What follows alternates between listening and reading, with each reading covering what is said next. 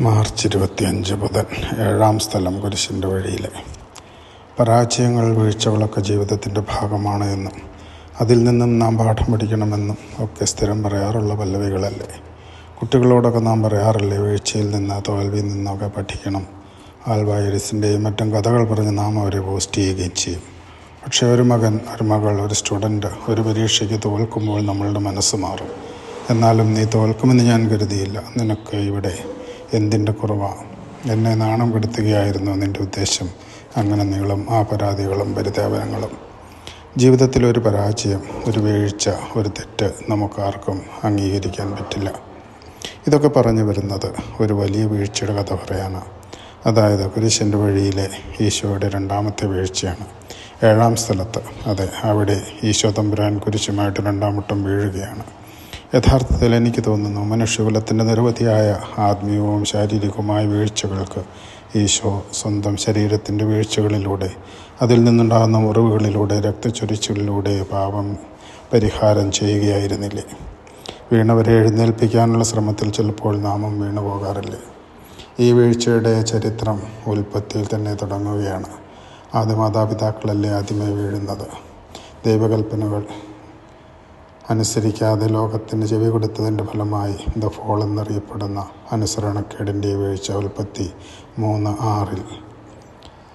നന്മതിന്മകൾ തിരിച്ചറിയാനുള്ള ഒരു അവസരമായൊക്കെ ഇതിനെ ചിലർ വ്യാഖ്യാനിക്കാറുണ്ട്. എങ്കിലും സർപ്പത്തെ കുറ്റം പറഞ്ഞ് ഹവ്വയെ കുറ്റം പറഞ്ഞ ആദവും ഒക്കെ രക്ഷപ്പെടാൻ ശ്രമിക്കാറുണ്ടെങ്കിലും ദൈവത്തിൻ്റെ കണ്ണിൽ എല്ലാവരും കുറ്റക്കാരാണ്. സ്വന്തം ഉത്തരവാദിത്വം, പേഴ്സണൽ റെസ്പോൺസിബിലിറ്റി എന്ന സംഗതി എല്ലാവർക്കും ഉള്ളത് കൊണ്ട് ശിക്ഷ എല്ലാവർക്കും ലഭിക്കുന്നു.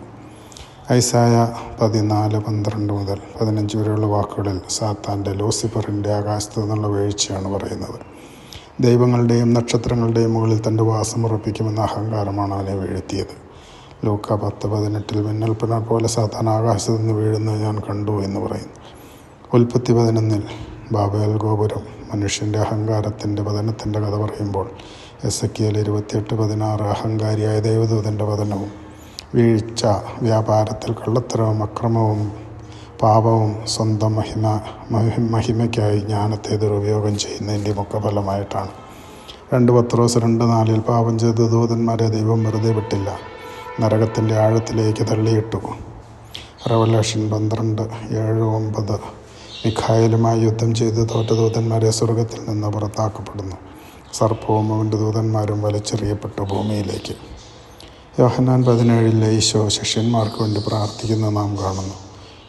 പാപത്തിൻ്റെ, പൈശാചികതയുടെ ശക്തികളെല്ലാം ഈ ലോകത്തിലുള്ളത് കൊണ്ട് അവയുടെ കരാളഹസ്തത്തിൽ നിന്ന് തൻ്റെ ശിഷ്യന്മാർ വീഴാതിരിക്കാൻ, അവരെ രക്ഷപ്പെടുത്താൻ ഈശോ പ്രാർത്ഥിക്കുകയാണ്. അപ്പോൾ എന്തിനാണ് ഈശോ വീഴുന്നത്? ലോകവും അതിൻ്റെ ദുരാശകളും ദുരാത്മാക്കളും സാത്താനും അവൻ്റെ ശിഷ്യ സമൂഹവും പാപത്തിൽപ്പെട്ട ശപിക്കപ്പെട്ട മാലാഖമാരും ഒക്കെ നിറഞ്ഞു നിൽക്കുന്ന, ഒപ്പം ഈ ലോകത്തിൻ്റെ ശക്തിയും മായാവിലാസവും നിറഞ്ഞു നിൽക്കുന്ന ഈ ലോകത്തിൽ തൻ്റെ ശിഷ്യന്മാർ വീഴാതിരിക്കുവാൻ, ഉദ്ബോധിപ്പിക്കുവാനും വീണവരെ രക്ഷിക്കുവാനും വേണ്ടി അവൻ വീഴുകയായിരുന്നു എന്ന് വേണം വിശ്വസിക്കാൻ. യോഹന്നാൻ 3:16 വീണവരെ തൻ്റെ പുത്രൻ രക്ഷിക്കാൻ ദൈവം അവനെ ലോകത്തിലേക്ക് അയച്ചു. ഫിലിപ്പിയൻസ് 2:7 കുരിശുമരണം വരെ അനുസരണമുള്ളവനായിക്കൊണ്ട് അനുസരണക്കേടിന് അവൻ പരിഹാരം ചെയ്തു. 1 കൊരിന്തോസ് 15:4 പറയുന്നു, നമ്മുടെ പാപങ്ങൾക്ക് അനുസരണക്കേടിന് പരിഹാരമായി മനുഷ്യകുലത്തിന് ഒരു പകരക്കാരനായി അവൻ സഹനം സ്വയം ഏറ്റെടുത്ത് കുരിശിൽ മരിച്ചു. അപ്പോൾ അവൻ്റെ വീഴ്ചകൾ മരണത്തെയും വീണശേഷമുള്ള എഴുന്നേൽക്കൽ ഉയർപ്പിനെയും പ്രതിനിധാനം ചെയ്യുന്നു. അവൻ്റെ വീഴ്ച വീണവരെയും എഴുന്നേൽക്കാൻ കഴിവില്ലാത്തവരെയും രക്ഷിക്കാനായിരുന്നു.